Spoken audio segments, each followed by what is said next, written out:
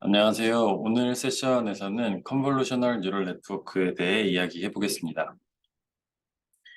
오늘 이야기할 내용들은 인트로덕션부터 시작해서 CNN에 대해서 이야기하고 CNN 아키텍처들 그리고 CNN을 이용한 트랜스퍼 러닝에 대해서 이야기를 나누고 강의를 요약한 다음 마무리하도록 하겠습니다. 먼저 인트로덕션입니다. 이전 시간에 이미지 클래시피케이션에 대해서 이야기를 해보았는데요. 그때에는 리니어 클래시파이어를 이용하여서 이미지를 클래시파이하는 그런 예시를 들었습니다. 그래서 우리가 이미지를 받았을 때 단순한 이미지를 가지고 이야기를 진행했습니다. 32 x 32 x 3이라는 작은 이미지를 다루기 위해서 평탄화 작업을 거쳤습니다. 이 32 x 32 x 3 이미지를 3072에 1 곱하기 3072 디멘전을 가지는 벡터로 변환을 해 주었고요. 이 벡터를 처리하기 위해서 리니어 클래시파이어를 도입하였습니다. 리니어 클래시파이어는 단순하게 웨이트로 주어지는데요. 이렇게 인풋이 벡터 형태로 들어왔을 때 이 하나하나의 로우들이 각각의 클래스 점수를 나타내게 됩니다. 그래서 이 예시에서는 캣 스코어, 도그 스코어, 쉽 스코어 이런 식으로 각 클래스에 대한 점수를 나타내게 됩니다. 그리고 이 학습된 결과를 비주얼하게 분석을 해보면 이 각각의 로우에 해당하는 웨이트들을 이미지를 평탄화했던 벡터화했던 것을 다시 이미지로 복원도 할 수 있었는데 그거와 비슷하게 이 로우들을 복원을 해보면 각 클래스의 템플릿으로 학습이 되었다는 것을 확인할 수 있었습니다. 그리고 지오메트릭하게 분석을 해보면 3072라는 디멘전을 가지는 이러한 스페이스에서 이 각각의 리니어 레이어들은 이 공간을 나누어서 여기에 해당하는 부분들은 요 차, 여기가 차겠죠.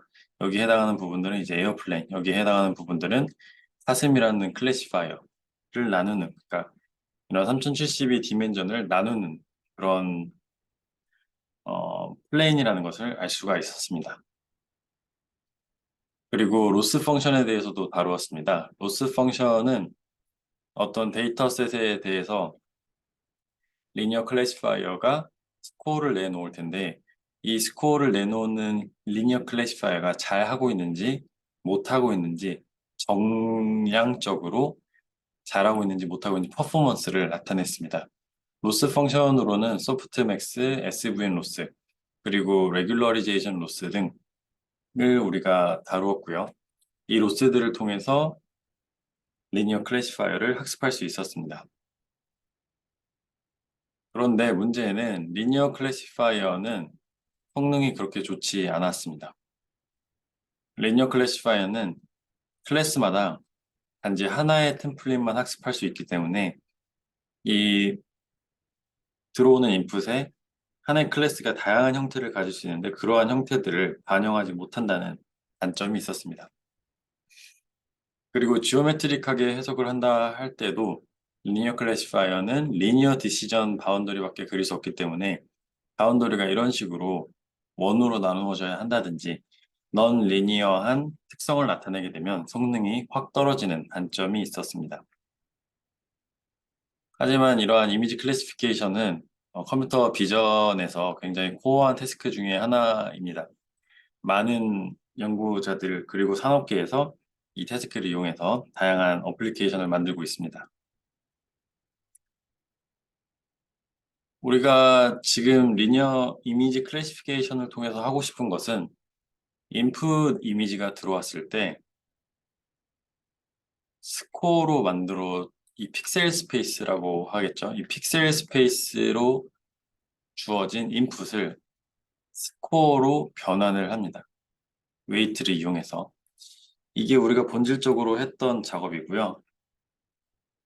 그리고 CNN이 나오기 전에 그리고 리니어 클래시파이어 등을 이용할 때는 우리가 했던 것이 이 인풋으로부터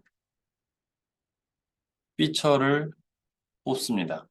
이 피처들을 뽑아서 과연 이 피처들이 프로그의 피처를 많이 포함하고 있는지 포함하고 있지 않은지를 통해서 이 클래스의 스코어를 계산할 수 있습니다. 피처를 계산하는 방법은 여러 가지가 있는데요. 칼라 히스토그램을 계산하는 방법이 대표적인 예시입니다. 이 각각의 픽셀들에 대해서 각 픽셀 값들이 있겠죠. 예를 들어서 RGB 값이 있다고 치면 0부터 255까지 값이 있을 텐데 이 이미지 전체에 대해서 칼라 히스토그램을 그려보는 거예요. 그러면 클래스마다 칼라 히스토그램의 형태가 다릅니다. 그러면 그 칼라 히스토그램이 어떻게 다른지를 분석해서 지금 인풋 이미지가 어떤 클래스에 해당하는지 분석할 수가 있습니다. 이런 식으로 사람이 매뉴얼하게 피처를 디자인하고 피처를 추출하는 방법이 딥러닝이 나오기 전에 많이 쓰였던 방법입니다. 그리고 다른 방법으로는 히스토그램 오브 오리엔티드 그레디언트라고 호그라고도 많이 하는데요. 딥러닝이 나오기 전에 굉장히 많이 사용되었던 방법입니다. 이런 식으로 각각의 이미지를 각각의 8x8 영역으로 나눠줍니다. 이렇게 조그마한 영역으로 나누어서 이 각각의 영역들에 대해서 그레디언트라고 하면 이미지 그레디언트라고 하면 여기에 이런 경계선 이런 것들을 우리가 그레디언트라고 합니다. 이런 경계선들을 각각의 영역들에 대해서 분석을 하고 그 영역에서 여기 영역이 지금 여기 해당하는데요. 여기 보면 지금 사선으로 내려가는 왼쪽 끝에서 왼쪽 중간에서 오른쪽 끝으로 내려가는 이런 사선 그레디언트가 보이죠. 그럼 여기 분석된 호그에도 그런 그레디언트가 보이게 됩니다. 그리고 여기 보이는 이 픽셀 리전에 대해서도 호그를 계산하게 되면 여기 지금 평행선이라 해야 되나요? 이런 선분이 있는데 그레디언트 계산은 이런 식으로 나오게 됩니다. 이미지 영역에서는 그레디언트라고 하면 이미지가 급격하게 변하는 부분이라서 이런 경계선을 그레디언트라 할 수 있는데요. 예전에는 이런 호그라는 피처를 이용해서도 이미지 클래시피케이션을 많이 했습니다. 이러한 내용들은 전부 다 사람이 수작업으로 피처를 디자인했죠. 또 다른 예시로는 백 오브 월즈라는 기법이 있는데요. 코드북을 만듭니다.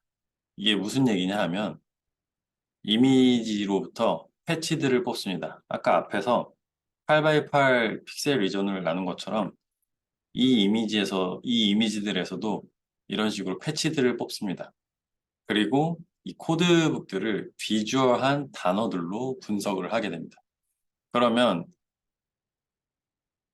캣에 해당하는 클래스는 자주 포함하는 비주얼 단어들이 있을 거고 시각적 단어들이 있을 것이고 그리고 프로그는 프로그에 해당하는 비주얼 단어들이 있을 겁니다. 시각적 단어들이 있을 겁니다.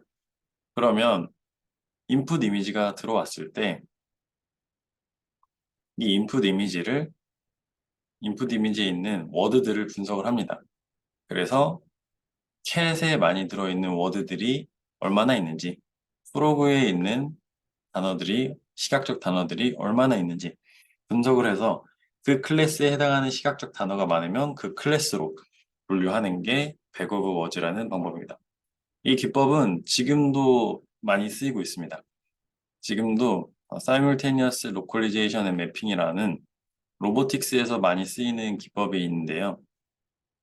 지도를 형성할 때에는 딥러닝 기법을 사용하기가 조금 어려운데 그때 백 오브 워즈라는 기법이 아직도 많이 사용되고 있습니다. 어쨌거나 이런 식으로 인풋 이미지가 있을 때 이 이미지의 피처들을 다양한 방법으로 뽑아줍니다. 그리고 이 피처들을 뽑는 방법은 사람이 직접 설계합니다. 우리가 지금까지 봤던 예시는 호그가 있었고 백 오브 월즈가 있었습니다. 이런 식으로 피처들을 뽑은 다음에 이 피처들을 바탕으로 이 인풋 이미지가 프로그인지 캣인지 쉽인지 분류를 해줍니다.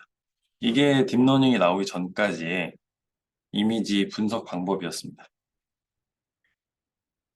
하지만 컨볼루셔널 뉴럴 네트워크가 나오게 되면서 사람이 직접 이렇게 피처를 뽑던 과정이 자동화가 됩니다.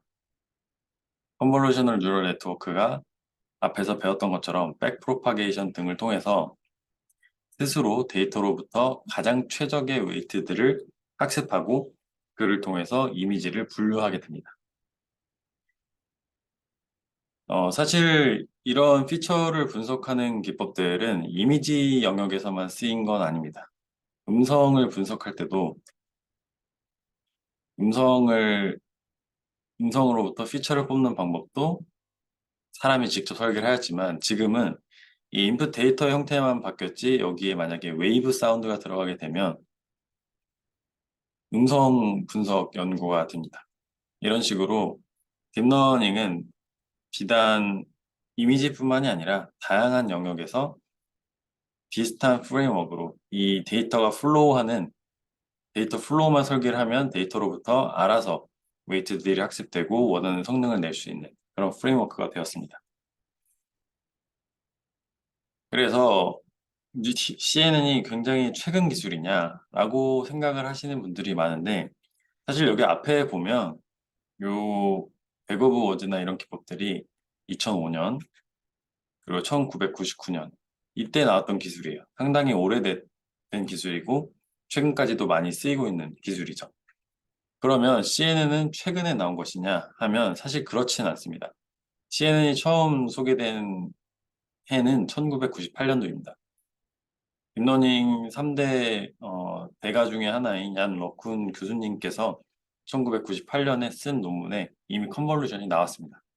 이때 컨볼루션 뉴럴 네트워크는 다큐먼트 레코그니션을 위해서 나왔는데요. 이미지를 분석하기 위해서 처음에 제안이 되었습니다. 그래서 CNN 자체도 그 개념이 나온 것은 오래됐지만 그 당시에는 컴퓨테이셔널 리소스나 데이터가 부족했기 때문에 CNN이 효과적으로 사용되지 못했습니다. 이런 식으로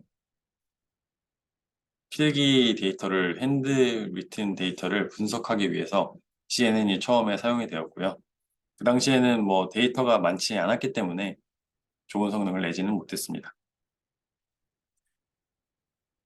그리고 2006년에 리스트릭티드 볼츠만 머신이라고 RBM이라는 지금으로 따지면 오토 인코더의 형태인데 오토 인코더도 나중에 학기 마무리가 될 즈음에 아마 배울 시간이 된다면 다룰 텐데요. 오토 인코더 형태의 내용이 2006년에 나온 적이 있습니다. 이때 잠깐 뭔가 학습을 통해서 자동화가 되지 않을까, 피처를 뽑는 과정이 자동화가 되지 않을까 라는 이야기가 살짝 나왔지만 이 당시에도 그렇게까지 큰 성능 향상을 이루지 못했기 때문에 딥러닝의 새로운 물결을 이루지는 못했습니다. 그리고 인트로덕션 시간에도 했었는데요. 2012년에 알렉스 넷이라고 CNN이 본격적으로 사용되는 일이 발생하게 됩니다. 그래서 이 이후부터로는 딥러닝이 정말로 거의 모든 분야에 사용되게 되었죠. 사실 CNN이 맨 처음 딥러닝으로서 사용된 것은 아니고요. 2010년에 처음에는 어쿠스틱 모델링, 음성 분석을 하는데 딥 빌리프 네트워크가 사용되었습니다. 하지만 이 연구는 주목을 받았지만 이 학계에서만 주목을 받았고요. 그리고 2012년에 CNN이 이미지 분야에서 큰 성과를 이루면서 전 분야로 퍼져나가게 되었습니다.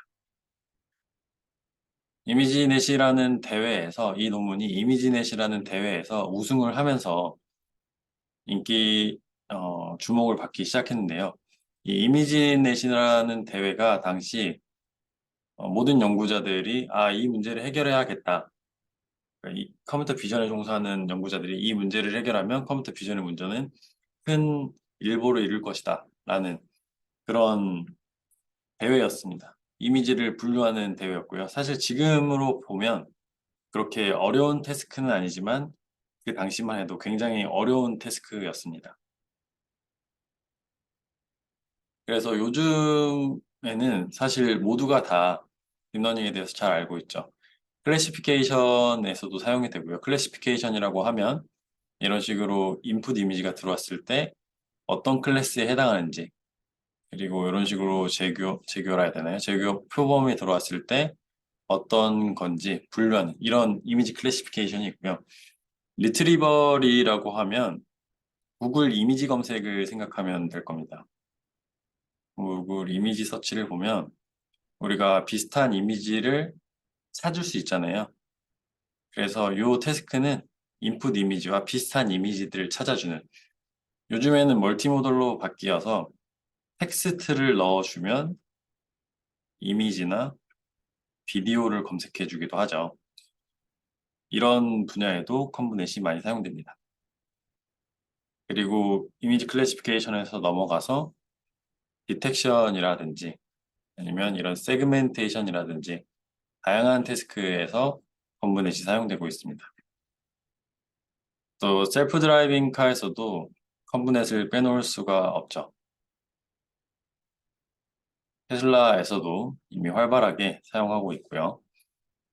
다음으로 이러한 진일보를 이룰 수 있었던 큰 이유 중에 하나가 엔비디아에서 GPU를 만들고 이 GPU들의 성능도 굉장히 올라가게 되면서 딥러닝을 연구할 수 있는 그런 환경이 마련이 되었습니다. 또 다음으로는 이런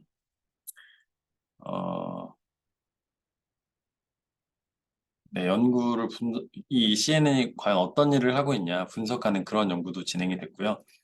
그리고 이미지뿐만이 아니라 이런 식으로 인풋이 비디오가 들어왔을 때 비디오를 처리하는 비디오 분석에 대한 연구도 많이 진행이 되었습니다.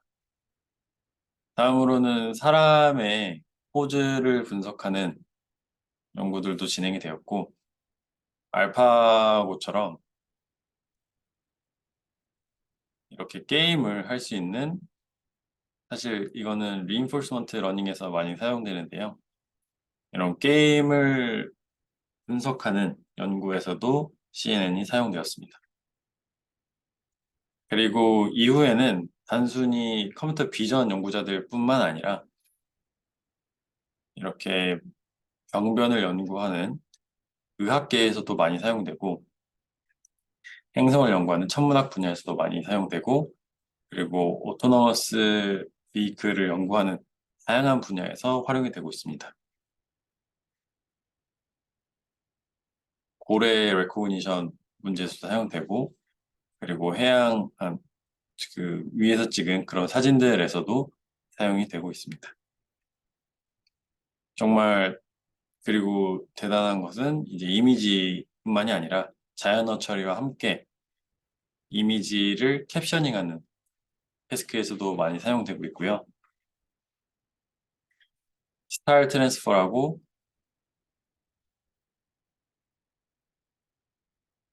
이미지를 다른 스타일로 바꾸어주는 예술적 분야에 있는 연구들도 진행이 되고 있습니다. 여기까지가 컨볼루셔널 뉴럴 네트워크의 인트로덕션이었습니다. 지금부터는 그러면 과연 컨볼루셔널 뉴럴 네트워크가 무엇이냐에 대해서 이야기를 해보겠습니다. 먼저 앞에서 살펴봤던 리니어 클래시파이어에 대해서 간단하게 한번 다시 얘기를 해보겠습니다. 리니어 클래시파이어는 풀리 커넥티드 레이어라고도 볼 수 있습니다. 먼저 32by 32by 3, 굉장히 조그만 이미지죠. 이 이미지를 3072by 1이라는 벡터 형태로 나타냅니다. 그러면 이 W는 어떻게 생겼냐 하면 이 3072로 이루어진 웨이트들이 총 10개가 있었죠. 그래서 이 벡터, 인풋 벡터와 곱해서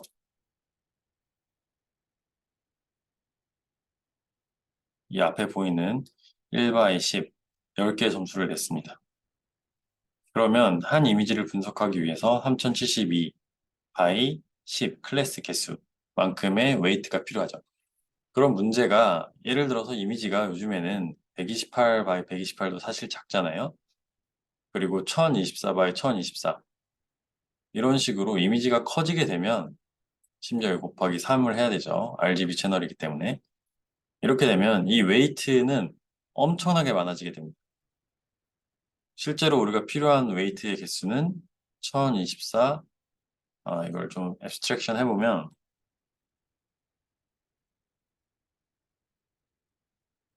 W, W 곱하기 H 곱하기 채널 개수 곱하기 어,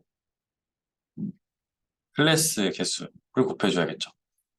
이렇게 큰 이미지를 분석할 때 그리고 클래스도 10개가 아니라 우리가 일상생활에서 보는 이미지의 클래스들은 100개 혹은 뭐 1000개 이런 식으로 많아질 겁니다.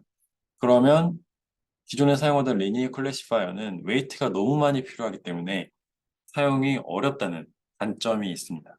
한계점이 분명히 있고요. 아무리 요즘에 GPU 성능이 좋아졌다 하더라도 이 정도 크기의 모델을 사용하고 그리고 우리가 사용하는 모바일 디바이스, 핸드폰이라든지 스마트폰이라든지 태블릿에 디플로이 하기가 어렵습니다. 다시 얘기하면 여기 하나의 숫자는 이 웨이트 매트릭스에서 하나의 로우와 닷 프로덕트를 한 결과죠. 그래서 한 클래스에 대해서 심지어 한 템플릿이죠. 이 클래스 템플릿과 얼마나 겹치는지 점수 하나를 계산한 결과입니다. 그래서 앞에서 얘기했던 것처럼 fully connected layer 혹은 linear classifier는 이미지가 커지거나 클래스의 개수가 많아지면 스케일러빌리티 이슈가 생깁니다. 그래서 실제로 활용하기에는 어려움이 있습니다. 그래서 이러한 문제를 해결하기 위해서 컨볼루셔널 레이어가 나오게 됩니다. 그럼 컨볼루션은 도대체 무엇이냐? 앞에서 얘기했던 이 fully connected 레이어를 2D 뷰에서 한번 다시 보겠습니다. 앞에서는 1D로 스트레치해서 다시 봤다면 여기서는 2D 뷰인데요. 이 기존 이전 레이어고 HI는 현재 레이어입니다.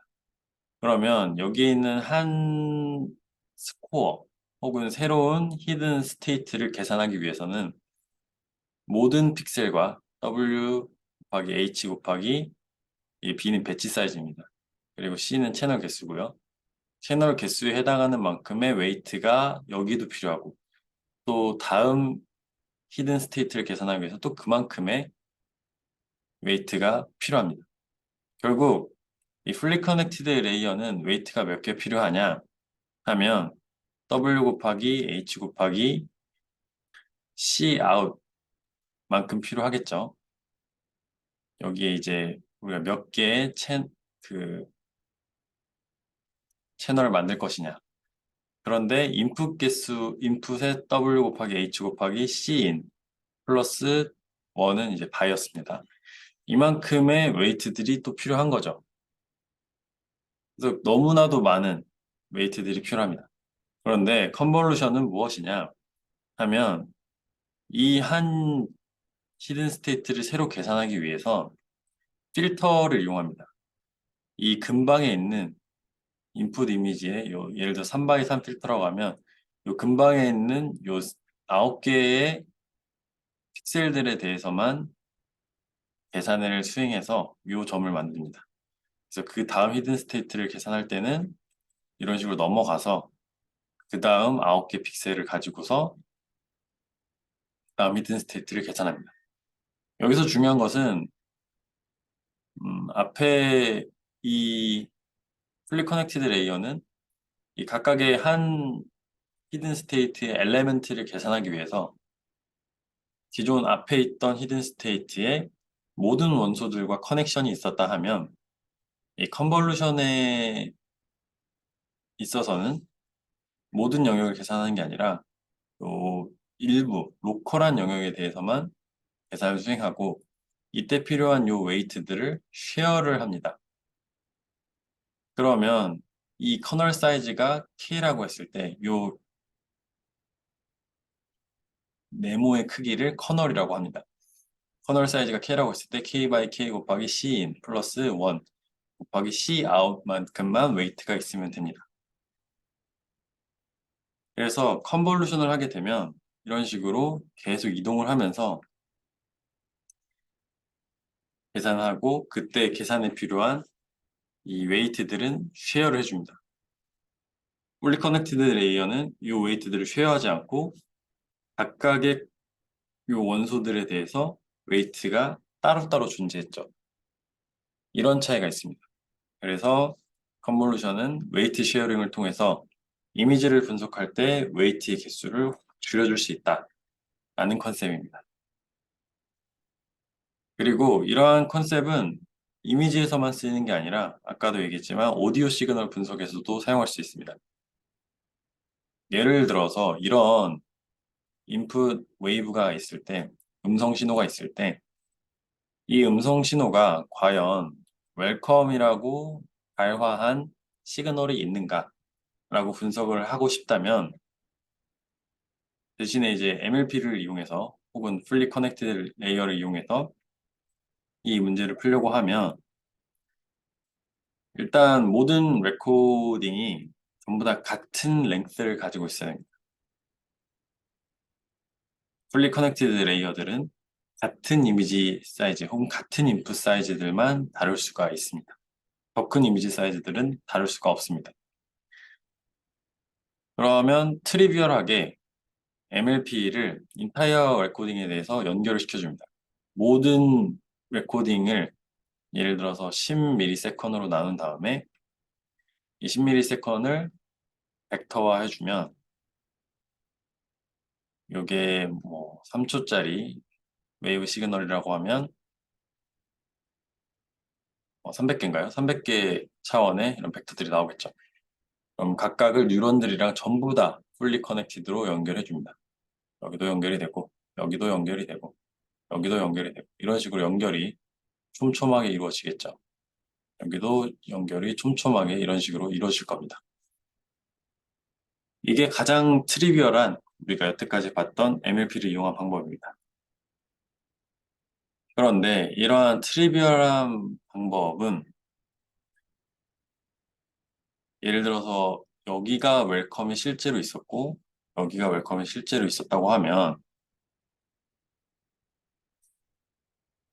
이 방법을 이용해서 학습한 네트워크는 웰컴이 여기 있었을 때 웨이브들, 그러니까 음성 신호들만 가지고 학습을 시켰다면 다른 위치에서 웰컴이 나타나게 되면 인식을 못합니다.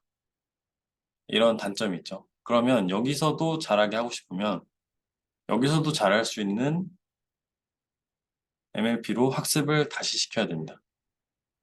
그리고 MLP가 음성 신호 안에서 어느 위치에서 웰컴이 나오든 다 인식하게 하려면 굉장히 많은 데이터가 필요하게 됩니다. 모든 케이스에 대해서 다 다뤄야 되기 때문에. 왜냐하면 여기에서 웰컴이 나오는 데이터에 대해서도 엄청나게 많이 수집을 해야 되고 이 위치에 웰컴이 나오는 데이터들도 엄청나게 많이 수집을 해야 됩니다. 그러면 위치가 또 바뀌면 또 다시 학습을 시켜야 되는 거죠. 우리는 이러한 과정들을 좀 단순화하여서 웰컴이 어디에 위치해 있든 상관없이 모두 다 인식할 수 있는 네트워크를 만들고 싶습니다. 그리고 예를 들어서 이미지도 비슷한 경우입니다. 플라워를 인식한다고 가정을 했을 때 플라워가 어느 위치에 있을지는 모릅니다. 랜덤하게 어느 위치에나 있을 수 있지만 풀리 커넥티드 레이어는 한 위치 혹은 학습된 위치에 있는 플라워들만 디텍션할 수 있습니다. 이러한 문제들을 해결하기 위해서 앞에서와 같은 문제고요. 위치가 바뀌면 인식을 못한다. 이런 것을 shift invariance라고 합니다. 위치가 변화하여도 invariant 하다라는 겁니다. 그리고 여러 문제에서 로케이션은 사실 그렇게 중요하진 않습니다. 예를 들어서 의료 영상이라고 하든지 방금 봤던 이런 음성 신호라고 하든지 음성 신호 내에서 똑같은 웰컴이 어딘가에 다른 데 위치할 수는 있지만 그 위치에 따라서 웰컴 신호가 바뀌지는 않습니다. 그리고 꽃이 여기 왼쪽 상단에 찍혔든 오른쪽 하단에 찍혔든 꽃은 그대로 꽃이지 위치에 따라서 꽃이 바뀌지 않습니다. 그래서 이렇게 꽃의 위치 혹은 우리가 원하는 그런 엔티티의 위치에 상관없이 쉬프트 인베리언트하게 레코그니션이나 디텍션 태스크를 수행할 수 있도록 네트워크를 구성을 해야 합니다. 그런 것을 쉬프트 인베리언트한 네트워크라고 합니다. 이러한 문제를 해결하기 위한 방법 중에 하나는 스캔입니다. 타겟 워드를 스캐닝하는 거죠. 네트워크 하나를 설계한 다음에 이 네트워크를 이렇게 이동을 해 가면서 이 위치에 있나 없나 이런 식으로 스캔을 각 위치별로 쭉 해주는 겁니다. 그러면 여러 네트워크를 학습하지 않아도 하나의 네트워크를 이용해서 이 네트워크를 하나만 가지고서도 전체 데이터를 스캔할 수 있기 때문에 훨씬 이피션트해지죠. 이런 것을 이제 웰컴 디텍터라고 간단하게 명명할 수 있겠죠. 그러면 이 네트워크는 이 레코딩 안에 웰컴이 있냐 없냐를 분석할 수 있습니다. 그러면 위치까지 알고 싶을 수도 있는데 이 문제는 조금 나중에 다루고요. CNN을 이용해서도 이 문제를 다룰 수 있습니다. 어느 위치에 있는지까지 찾을 수 있는데 일단은 이 파일 내에 웰컴이 있냐 없냐를 디텍션하는 문제에만 집중을 해봅시다. 그리고 이 각각의 결과들을 앞에서 보았던 맥스 풀링을 이용하거나 혹은 이 결과들을 퍼셉트롯을 이용해서 융합을 해줄 수가 있습니다. 그러면 이 전체 파일 내에서 웰컴이라는 발화가 있었는지 없었는지를 알 수 있습니다. 그래서 여러 가지 방법을 통해서 이 결과들을 융합할 수 있습니다. 그러면 지금까지 내용들을 잠깐 정리를 해보면 컨볼루셔널 뉴럴 네트워크의 기본적인 컨셉은 첫 번째로 스파르스 커넥티비티입니다. 풀리 커넥티드 레이어처럼 직전의 히든 스테이트와 현재 히든 스테이트들이 모두 다 인디비주얼하게 연결된 게 아니라 로컬하게 스몰 패치라고 되어 있는데요. 로컬한 영역만 보겠다라는 것이 첫 번째 컨셉이고요. 두 번째 컨셉은 파라미터 쉐어링입니다. 이 로컬한 커넥션들을 분석함에 있어서 계속 다른 위치마다 다른 웨이트들을 쓰는 게 아니라 같은 웨이트들을 씀으로써 파라미터들을 쉐어링하겠다. 그리고 세 번째는 레이어를 많이 사용하겠다입니다. 우리가 딥 뉴럴넷이라고 하잖아요. 로컬 패턴들을 글로벌하게 만들기 위해서 로컬한 패턴들을 딥하게 쌓고 연결하여서 글로벌 패턴까지 다 추출하겠다라는 것이 CNN의 기본 핵심 아이디어입니다.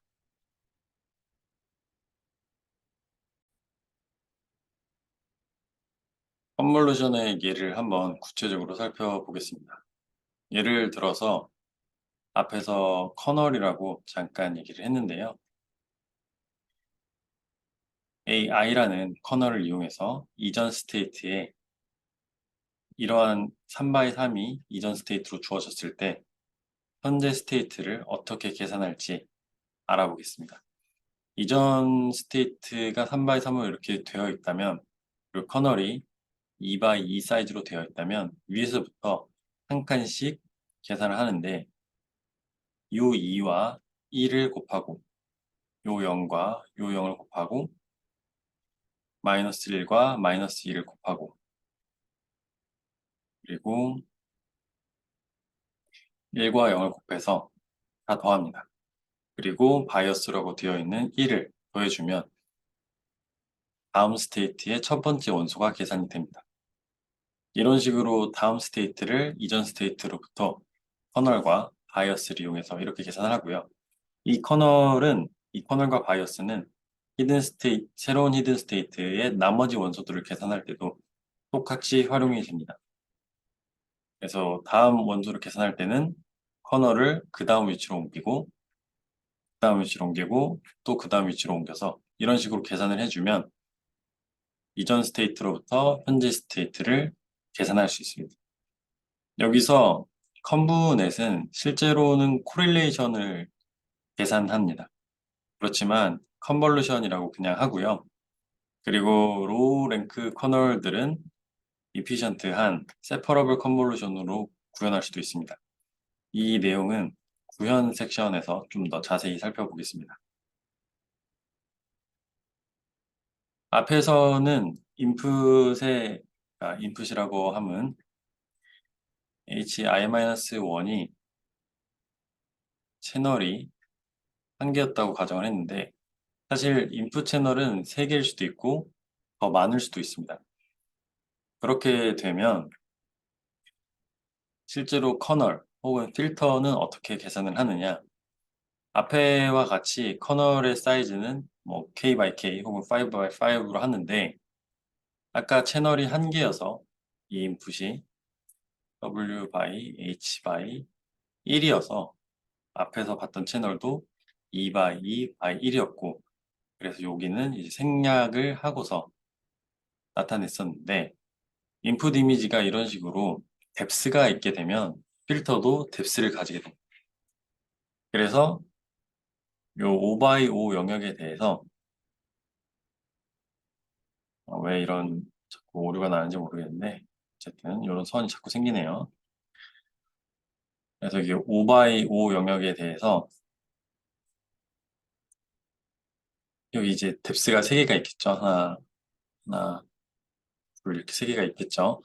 그러면 각각의 해당하는 위치에다가 이 필터들과 숫자들을 엘리멘트 와이즈하게 곱을 해주면 새로운 값이 나오게 됩니다. 그리고 필터는 항상 그렇기 때문에 이 인풋 이미지 혹은 인풋 피처의 뎁스와 같은 뎁스를 가지고 있겠죠. 그래서 아까 나타냈던 것처럼 이 영역에 대해서 엘리멘트 와이즈한 곱을 취해주고 그러면 하나의 숫자가 나오게 됩니다. 이 하나의 숫자는 닷 프로덕트를 한 건데 5 by 5 by 3 chunk of the image 5 by 5 by 3 부분 이미지와 필터를 곱한 겁니다. 그래서 앞에서와 같습니다. 계속 이렇게 슬라이딩을 하면서 새로운 값들을 계산을 하고요. 이미지 뷰로도 다시 나타내게 되면 이 픽셀들, 인풋 픽셀들을 사실 리셉티브 필드라고도 하는데요. 리셉티브 필드와 곱하고 바이어스를 더해서 이런 식으로 이동을 하면서 새로운 픽셀들을 채워 나갑니다. 그래서 32 by 32 앞에서처럼 이렇게 채워 나가는데 32 by 32 by 3 이미지를 5 by 5 by 3 필터로 컨볼루션을 취하게 되면 아웃풋 이미지는 28 by 28 by 1이 나오게 됩니다. 왜 이렇게 되는지는 아마 이해가 되시는 분도 있을 텐데 조금 생각해보면 그렇게 어렵지 않다는 걸 알 수 있을 거예요. 뒤에서 좀 더 자세히 설명할 겁니다. 그런데 우리가 커널을 혹은 필터를 하나만 쓰는 게 아니라 예를 들어서 여러 개를 쓴다. 그린 필터까지 쓰면 이러한 맵이 하나 더 생기겠죠. 그래서 6개의 필터를 만약에 사용하게 되면 28 by 28 새로운 액티베이션이 6개가 생기겠죠. 그리고 여기에 각 필터마다 바이어스가 하나씩 있으니까 6디멘전의 바이어스 벡터가 있다라고 생각을 해도 됩니다. 그러면 28 by 28 by 6이 되면서 각 포인트가 6차원의 벡터라고 해석을 해도 되겠습니다. 이걸 좀 더 일반화시키면 이미지를 한 번에 여러 개씩 처리할 수도 있잖아요. 우리가 그걸 배치라고 했었죠. 앞에서는 그 뉴럴 네트워크 다룰 때도 풀리 커넥티드 뉴럴 네트워크를 다룰 때도 이미지를 배치로 처리한다고 했었는데 이렇게 배치로 들어오면 배치로 아웃풋이 나오겠죠. 일반화를 시켜보면 input 이미지가 H by W 그리고 채널은 C인, 배치는 N이라고 했을 때 커널은 C인 KW, KH가 되고 우리가 몇 개의 아웃풋을 내고 싶느냐에 따라서 C 아웃이 나오겠죠. 필터를 정의할 때 이제 KH, KW, C인, C 아웃을 이런 식으로 정의하게 되는 겁니다. 그리고 C 아웃만큼 개수의 바이어스가 생기면 아웃풋은 배치로 나오게 되는데 N by C out by H 프라임, W 프라임이 되겠죠. 이런 식으로 컨볼루션의 오퍼레이션을 일반화시킬 수 있습니다. 그리고 컨보넷은 어려운 게 아니라 이 컨볼루션 레이어들을 시퀀스로 쌓아주면 컨보넷이 되게 됩니다. 각 레이어마다 다른 필터들을 정해주고 그리고 액티베이션 펑션들을 넣어주게 되면 컨볼루션 뉴럴 네트워크가 완성이 됩니다. 그러면 컨볼루션 필터들은 과연 어떤 것들을 학습하는가? 리니어 클래시파이어들은 각 클래스마다 템플릿을 하나씩 학습한다고 앞에서 다루었습니다. 그럼 필터들은 MLP는 그래서 홀 이미지 템플릿을 학습한다 라고 생각할 수 있습니다. 그에 반해서 컨볼루션 필터들은 로컬 이미지 템플릿을 학습합니다. 주로 학습되는 내용은 오리엔티드 엣지스, 그러니까 이런 사선들, 그리고 오포징 컬러스, 컬러들도 같이 학습을 하게 되죠. 그래서 MLP는 좀 더 하이 레벨 컨셉, 전체 이미지의 필터를, 템플릿을 학습한다고 보면 되고, 컨볼루션 필터들은 좀 더 로우 레벨의 피처들, 엣지라든지 칼라라든지 이런 것들을 학습한다고 생각할 수 있습니다. 그리고 이런 5x5 필터들을 보게 되면 이런 식으로 학습이 되죠. 그리고 이런 컨볼루션은 실제로 우리가 코릴레이션이라고 했는데 그냥 노테이션의 편의를 위해서 그리고 어차피 컨볼루션으로 계산하든 코릴레이션으로 계산하든 나중에 결과를 보면 두 개를 이제 뭐 결국은 이퀴벌런트한 요소들을 학습하게 되니까 그냥 컨볼루션으로 냅두게 됩니다. 그러면 아까 전에 얘기했던 이 디멘전들을 그럼 좀 더 정확하게 어떻게 계산할 수 있는가 살펴보겠습니다. 좀 더 간단한 예시를 통해서 살펴보면 인풋이 7x7이고 필터는 3x3이라고 가정을 해보겠습니다. 이렇게 했을 때 이런 식으로 이동을 하면서 계산하면 3x3 필터를 넣었을 때는 5x5 아웃풋이 7x7 인풋으로부터 나오겠죠. 그러면 스트라이드라는 개념을 적용할 수도 있는데 이 앞에서는 한 칸씩 움직였어요. 컨볼루션이. 그 다음 컨볼루션은 여기에서 여기로 한 칸을 이동했죠. 이 경우는 스트라이드가 보폭이죠. 스트라이드가 1이라고 할 수 있습니다. 그런데 스트라이드를 2라고 하면 여기서 여기로 이동하는 게 아니라 한 칸 더 이동해서 여기로 이동하는 거죠. 이렇게 되면 아웃풋이 3x3이 되게 됩니다. 같은 인풋이지만 스트라이드를 변해주면 당연히 계산량이 줄어들면서 아웃풋의 개수도 줄겠죠. 아웃풋 디멘전도 줄겠죠. 그러면 스트라이드 3일 때는 아웃풋이 어떻게 되느냐? 스트라이드가 3일 때는 딱 끝에 맞지 않기 때문에 계산할 수가 없습니다. 그래서 아웃풋 사이즈 공식은 사실 이런 식으로 간단합니다. 인풋의 사이즈에서 커널 사이즈를 빼고 스트라이드로 나눠준 다음에 1을 더해주면 이게 아웃풋 사이즈가 됩니다. 그래서 n이 7이고 필터 사이즈가 커널 사이즈가 3일 때 5 x 5가 나왔고 스트라이드가 2면 3 x 3이 나왔었죠. 그리고 이 계산이 나누어 떨어지지 않으면 계산할 수 없다는 거죠. 그리고 우리가 주변을 이런 식으로 제로로 패딩을 하기도 합니다. 원본 이미지는 여기서부터 여기까지인데 이 바운더리를 0으로 패딩을 해줍니다.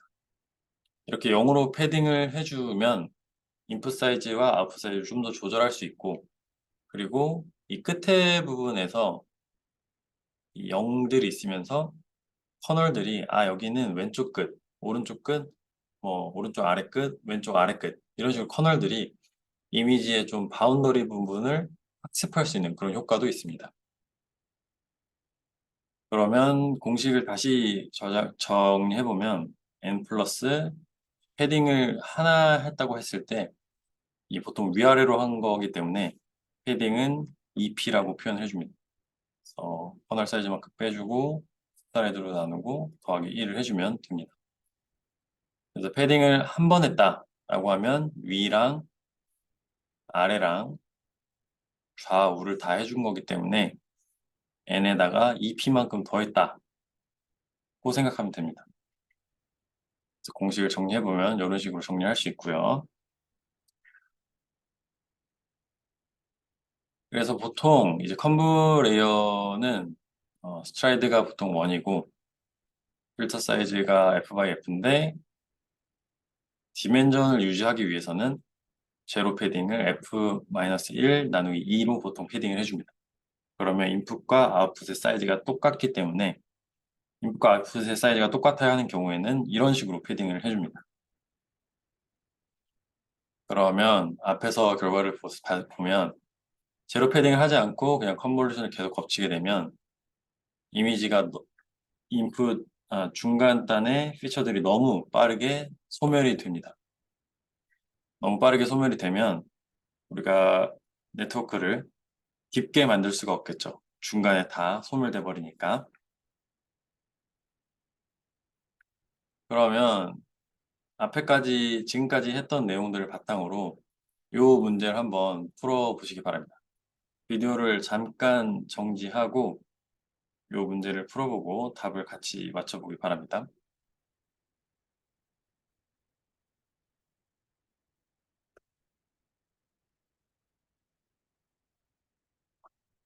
네, 다 풀어봤을 거라 생각하고 답을 맞춰보면 어렵지 않죠. 그냥 공식에 집어넣으면 헤드가 2니까 32 더하기 2 곱하기 2 빼기 커널 사이즈가 5니까 5로 하고 스트라이드는 1이니까 1 더하기 1 해주면 32가 나오죠.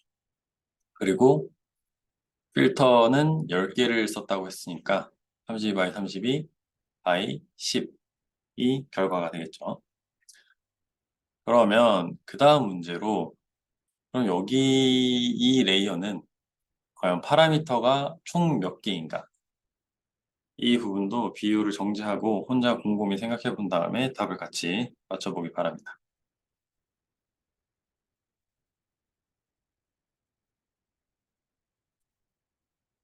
네, 이 부분도 답을 같이 맞춰보면 일단 각각의 필터들이 몇 개의 파라미터를 가지고 있는가 계산을 해보면 5 곱하기 5고 뎁스가 3이어야 합니다. 왜냐하면 인풋이 3 뎁스를 가지고 있기 때문이죠. 그리고 여기에다가 바이어스를 하나 더해주면 76 파라미터가 되겠죠. 그리고 10개의 필터들이 있으니까 760개의 파라미터들이 총 존재합니다. 엄청나게 적은 게 풀리 커넥티드 레이어였으면 32 by 32 by 3 곱하기 아웃풋 사이즈 뭐 32 by 32 곱하기 10 이런 식으로 됐겠죠. 비교가 안 되게 파라미터 수가 줄어든 걸 알 수 있습니다. 그리고 이 계산도 5 곱하기 3 곱하기 10 더하기 필터 개수가 10개니까 10, 바이어스 개수가 총 10개. 이런 식으로 계산해도 똑같은 결과입니다. 760. 그리고 아까 잠깐 리셉티브 필드라는 것이 나왔는데요. 컨볼루션을 K 사이즈로 하게 된다면 아웃풋의 이 각각의 디멘전은 총 K by K의 영역에 대해서 정보를 수집한 겁니다. 그래서 이 경우 리셉티브 필드가 K by K라고 하는데 네트워크를 점점 깊게 만들면 각 픽셀이 만들어지기 위해서 총 인풋 이미지에 얼마만큼의 영역을 커버하였느냐는 개념이 리셉티브 필드가 커지겠죠. 네트워크를 깊게 만들고 싶은 이유가 리셉티브 필드가 점점 커지기 때문에 로컬한 정보만 가지고서 어떤 태스크를 수행하는 게 아니라 전체 글로벌한 정보들을 다 종합해서 태스크를 수집할 수 있기 때문에 네트워크를 깊게 만들고 리셉티브 필드도 크게 만들고 싶은 겁니다. 예를 들어서 이런 식으로 돼 있다면 이 리셉티브 필드가 레이어 개수만큼 이렇게 커지겠죠. 그리고 receptive field in the input과 in the previous layer는 다른 내용입니다. in the input은 이 아웃풋 한 픽셀이 이 전체 이미지에 대해서 얼마나의 영역을 커버하고 있느냐. 이고 previous layer는 말 그대로 진짜 직전 영역에 얼만큼을 커버하고 있느냐. 이건 당연히 K by K겠죠. 이런 식으로 receptive field를 계산할 수 있습니다. 그리고 큰 이미지들에 대해서는 이미지 전체에 대해서 보려면 네트워크가 엄청 깊어져야, 많이 깊어져야 각각의 픽셀들 혹은 최종 픽셀의 최종 히든 스테이트의 전체 이미지 인포메이션이 포함이 되어 있겠죠. 그러면 너무 앞에서는 인풋이 너무 빨리 슈링킹하는 경우를 막기 위해서 패딩이라는 기법을 적용했는데 반대로 인풋 이미지가 너무 커서 레이어를 너무 많이 쌓아야 하는 경우에는 할 수 있는 방법이 컨볼루션에 스트라이드를 준다든지 해서 이미지를 오히려 다운샘플링하는 방법도 있습니다. 그러니까 여기서 하고 싶은 얘기는 리셉티브 필드를 확보를 해야 하는데 인풋 이미지가 작으면 패딩 등을 통해서 쉽게 만들어줄 수가 있고 인풋 이미지가 너무 크면 반대로 다운샘플링을 통해서 이미지가 빨리 슈링킹 하도록 도울 수 있습니다. 리셉티브 필드를 다시 한번 얘기해보면 좀 더 정리를 해보면 얼마나 많은 픽셀들이 이 픽셀 한 값을 만들기 위해서 고려가 되었는가입니다. 앞에서 보면 3x3 커널이라고 했을 때 이 9개의 픽셀이 한 픽셀을 H2에서 결정하겠죠. 근데 H1에서는 이 한 픽셀이 또 9개의 픽셀을 가지고 계산하기 때문에 이게 얼마만큼 여기까지 영향을 끼치냐 계산을 해보면 근데 또 이제 이 위에 픽셀과 아래 픽셀을 계산할 때 겹치는 부분들이 있기 때문에 이런 식으로 5x5 영역이 이 한 픽셀을 계산할 때 고려가 됐겠죠. 그래서 이 한 픽셀이 몇 개의 픽셀이 디펜던트한가 그리고 전체가 만약에 다 디펜던트 해진다면 이 한 픽셀에 글로벌한 정보가 포함되어 있다 라고 생각할 수 있겠죠. 그리고 이렇게 리셋트 필드를 계산하는 방법은 공식이 있습니다. win 더하기 패딩 빼기 커널 개수 나누기 s 더하기 1을 하게 됩니다. 아웃풋 사이즈인데 뭐 이런 것들을 이용해서 비슷하게 리셋피브 공식도 만들 수가 있습니다. 각자 한번 생각을 해보면 좋겠습니다. 그래서 인풋 이미지를 너무 빨리 인풋 이미지가 너무 컸을 때는 스트라이드를 통해서 줄여줄 수가 있겠죠. 정리를 하자면 공식이 이런 식으로 되어 있습니다. 아웃풋 피처의 위드스와 하이트, 그리고 총 파라미터의 개수 등을 계산할 수가 있습니다. 그리고 커먼 세팅은 K는 보통 2의 배수로 많이 하고요. F나 뭐 S 이런 식으로 많이 쓰고 있습니다.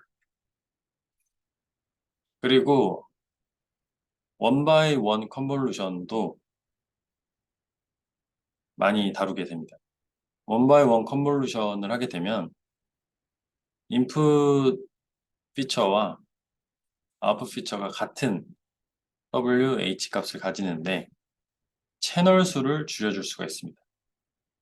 원 바이 원 컨볼루션을 32개 필터를 이용해서 하게 되면 각각의 필터는 이제 64 디멘전이 되겠죠. 그러면 적은 필터를 가지고서 이 전체 피처 디멘전을 컴프레스, 압축해주는 효과를 가지게 됩니다. 원 바이 원 컨볼루션을 하게 되면 인풋 피처가 너무 디멘전이 큰 경우 디멘전을 조절해 줄 수가 있습니다. 이런 식으로 닷 프로덕트가 되고요.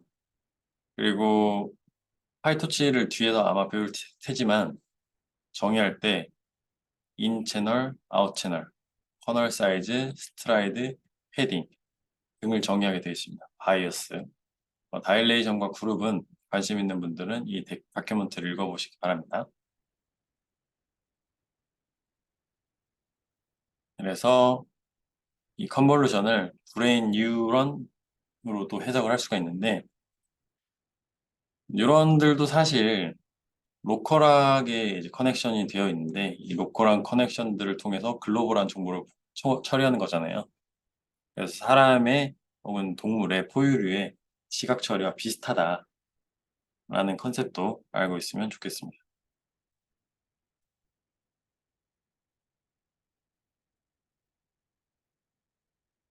그리고 필터가 5개라고 하는 것은 같은 영역을 5개의 영역 뉴런이 같은 영역 보면서 5개의 다른 해석을 내놓는다 라고 생각을 해도 됩니다. 그리고 풀리 커넥티드 레이어와 생각을 하면 풀리 커넥티드 레이어는 각 뉴런이 모든 인풋을 다 받잖아요. 왜냐하면 풀리 커넥티드였기 때문에. 근데 이 필터 같은 경우에는 아웃풋 뉴런 하나하나가 로컬한 영역들을 보고 있었습니다. 그러니까 전체를 보는 게 아니라 로컬한 영역만 쳐다보는 거죠. 그리고 다음으로 이제 풀링 레이어라는 게 있습니다. 풀링 레이어는 또 뭐냐면 이 레프레젠테이션을 좀 작게 만들어줄 수 있는데 다운 샘플링 할 수가 있는데요. 좀 더 자세히 설명하겠습니다. CNN이 이제 트랜슬레이션과 로테이션, 스케일에 인베리언트 해야 됩니다. 아까 전에 쉬프트에 인베리언트 해야 된다 했는데 쉬프트의 종류를 좀 더 자세히 살펴보면 트랜슬레이션, 그리고 로테이션, 그리고 스케일이 크든 작든 잘 인식을 해야겠죠. 그런데 지금 우리가 봤던 컨볼루션이 과연 로케이션에 인베리언트 한가 하면 이 액티베이션 자체는 위치에 상관없이 똑같이 나오지만 resulting activation 맵이 로케이션에 디펜던트 하게 됩니다. 그럼 이런 문제를 어떻게 해결할 것인가? 앞에 웰컴 시그널을 찾는 그 예시처럼 풀링 레이어를 사용하면 로컬 인베리언스를 얻을 수 있습니다. 예를 들어서 맥스 풀링을 한다 하면 무슨 얘기냐? 요 조그만 영역에서 맥스 값만 추출을 합니다. 그럼 8이 나오겠죠? 그리고 요 영역에서 또 5가 추출되고 보통 맥스 풀링 할 때는 이제 스트라이드를 뭐 필터 크기와 비슷하게 줍니다. 그래서 맥스 풀링을 하면 되고 민 풀링은 요 안에 있는 값들의 민 값을 사용하게 되겠죠. 그래서 이 풀링을 하게 되면 인포메이션이 조금 러스트 될 수는 있지만 클래시피케이션 같은 경우에는 별로 상관이 없습니다. 그리고 로케이션 혹은 포지션이 중요한 페이스 레코그니션 같은 경우에는 맥스 풀링이 좀 문제가 될 수도 있겠죠. 그래서 어플리케이션마다 이제 이미지 클래시피케이션은 이미지 내에 어떤 위치인지 중요하지 않고 그냥 어떤 캣이 있는지 없는지, 쉽이 있는지 없는지만 알면 되기 때문에 이러한 태스크에서는 맥스 풀링이 중요하겠죠. 그리고 풀링 레이어는 러너블 파라미터가 없습니다. 파라미터 없이 네트워크를 작게 만들어줄 수, 피처 맵을 작게 만들 수 있는 레이어죠. 그래서 맥스 풀링은 이런 식으로 영역들을 나누고 필터 크기만큼 맥스 풀링의 커널이라고 하면 커널이 2x2인데 스트라이드 2로 했죠. 파라미터가 없고 스페이셜 인베리언스를 확보하게 됩니다. 그래서 풀링 레이어도 살펴보면 역시 비슷하게 위스와 하이트를 계산할 수 있는데 파라미터의 개수는 0개다 라는 사실을 기억하기 바랍니다. 그리고 앞에서 몇 번 얘기했는데요. 코릴레이션을 지금 사용한다고 했는데 컨볼루션과 무슨 차이냐 하면 컨볼루션은 시그널 프로세싱에서 굉장히 핵심이 되는 개념입니다. 거의 컨볼루션을 이용해서 모든 신호 처리를 한다고 해도 과언이 아닐 정도죠. 그런데 우리가 실제 계산하는 것은 크로스 코릴레이션이고 컨볼루션이 아닙니다. 근데 왜 그럼 이 둘의 차이는 무엇이냐? 여태까지 계산했던 방법이 크로스 코릴레이션입니다. 각각의 위치에 대해서 어, 커널 사이즈가 있으면 커널이 2, 3, 4, 5, 6, 7, 8, 9 이렇게 있다고 하면 1번 위치와 요 값을 곱하고 2번 위치와 요 값을 곱하고 3번 위치와 요 값을 곱하고 이런 식으로 계산했었죠. 그런데 컨볼루션은 방향을 반대로 합니다. 그래서 1, 2, 3, 4, 5, 6, 7, 8, 9 이런 식으로 커널이 생겼다 하면 커널을 뒤집어 줍니다.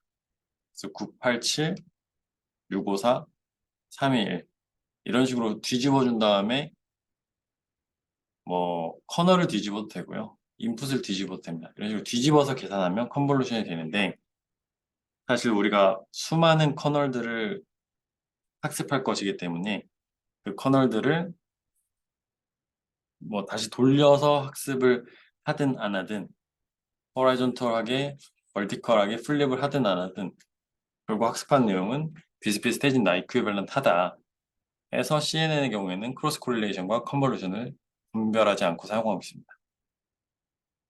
그래서 딥러닝에서 컨볼루션이라고 하면 그것은 실제로 크로스 코릴레이션이고 리얼 컨볼루션은 이런 어소시에이티브 프로퍼티가 있지만 우리는 이런 프로퍼티를 사용하지 않기 때문에 별로 사용하지 그냥 코릴레이션을 컨볼루션이라고 하고 사용하고 있습니다. 그리고 CNN은 그러면 컨볼루션은 백프로파게이션을 어떻게 하느냐가 중요할 텐데요. 앞에서 다뤘던 것처럼 멀티 베리어블 체인 룰을 사용하면 됩니다. 그런데 웨이트 쉐어링을 하기 때문에 웨이트 쉐어링 컨스트레인트를 이용해서 백프로파게이션을 계산해야 합니다. 앞에서도 봤던 것처럼 x1과 x2에 대해서 똑같이 w1을 만약에 사용하게 된다면 이 w1에 대해서 로스를 미분하면 이 w1이 x1에도 해당하고 x2에도 해당하기 때문에 이 x1에 해당하는 패스, 어퍼 패스죠. 그리고 x2에 해당하는 패스, 이 로어 패스죠. 이 두 패스를 다 계산한 다음에 그 로스들을 전부 더해주면 그 파셜 디리비티브들을 다 더해주면 W1에 대한 디리비티브를 계산할 수 있습니다. 그러면 컨볼루션은 이미지 전체에 대해서 트래블을 하기 때문에 그 트래블한 모든 영역에 대해서 웨이트들을 다 저장하고 있어야겠죠. 그러면 그 패스들을 다 더하면 컨볼루션, 백프로파게이션을 할 수 있습니다. 그래서 앞에와 비슷하게 그냥 웨이트들을 이렇게 다 더해주면 되고요. 이 에버리징은 해도 되고 안 해도 됩니다. 왜냐하면 이 러닝 레이스에 의해서 어차피 이 에버리지 값이 웨이팅이 들어갔기 때문에 에버리징 해도 되고 안 해도 됩니다. 그래서 여기 위치에 있는 W1과 W2가 같기 때문에 각각의 위치들이 로스에 얼만큼 영향을 끼치는지 다 백프로파게이션 컴퓨테이션 그래프에서 저장을 해놓고 더해주면 각각의 웨이트들, 필터의 웨이트들을 업데이트 시켜줄 수 있습니다. 그리고 풀리 커넥티드 레이어는 보통 이제 컨브넷에서 맨 마지막에서 이 컨볼루션들이 뽑아놓은 피처들을 종합해서 최종 결과를 냅니다. 네, 이제 여기까지 하고 다음 비디오에서 구현을 해보도록 하겠습니다.